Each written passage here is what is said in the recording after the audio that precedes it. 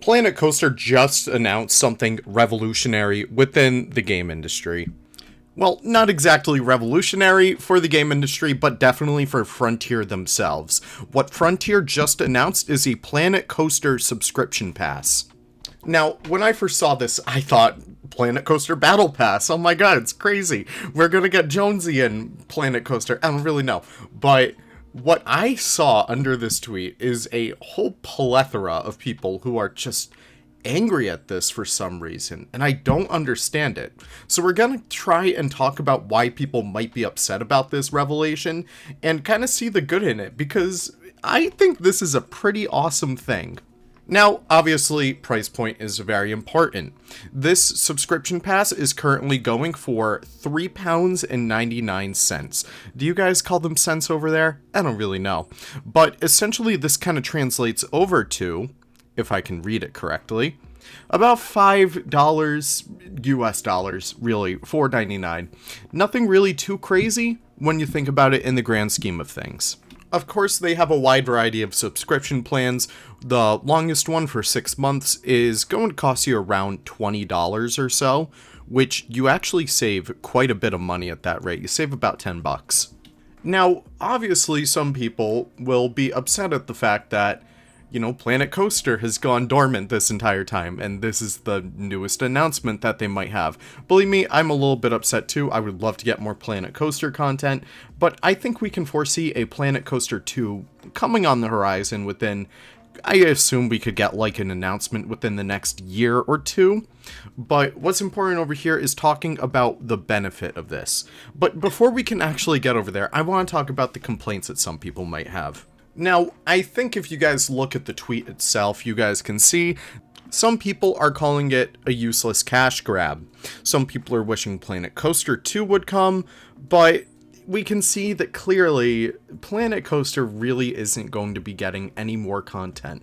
We saw the same thing happen with the bringing of Jurassic World Evolution 1 over to consoles, and we saw the same thing happen with Planet Coaster being brought over to consoles, which probably, case in point, Planet Zoo will do that as soon as we kind of stop getting official DLC. Now, many people are upset in these comments. They've waited years, quite literally, about 3 years, for announcements to come, and I really can't blame them. Planet Coaster, they kind of just didn't say that they ended, and then they're doing all this kind of jazz, which admittedly I do find fault in. I would like for Frontier to come out and say, we are not announcing any more Planet Coaster 1 DLCs.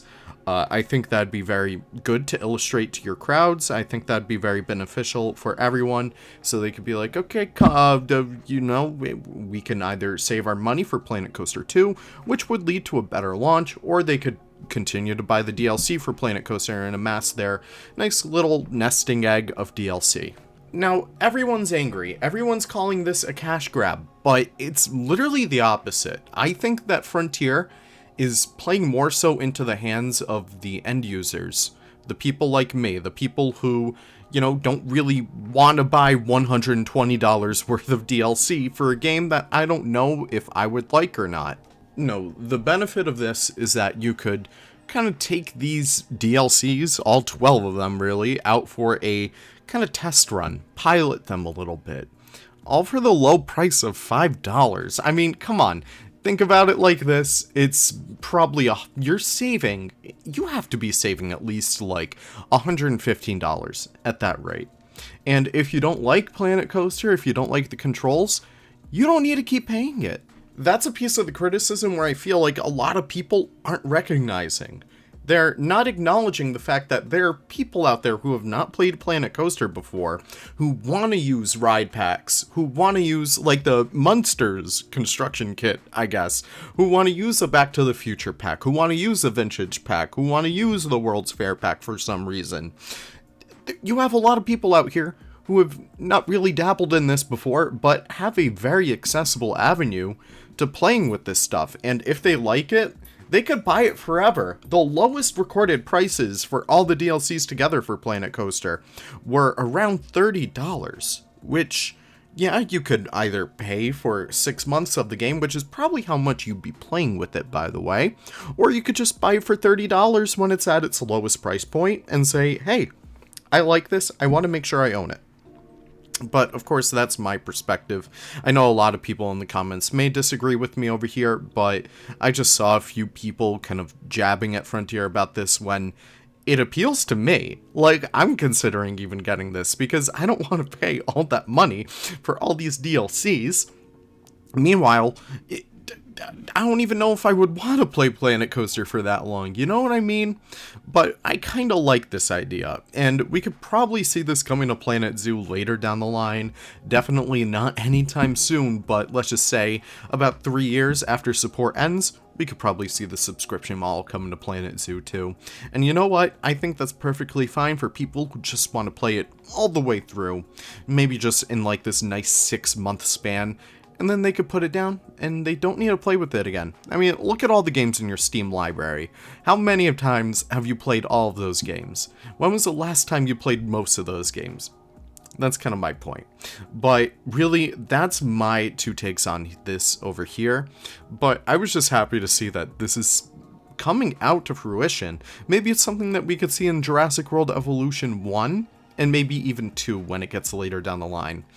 I know a lot of people don't really like the idea of subscription-based services. I know a lot of people feel like they don't really own the stuff in there, and that's perfectly justifiable. I get that way too. I have a whole wall of physical media right behind me because I like to own stuff, you know what I mean?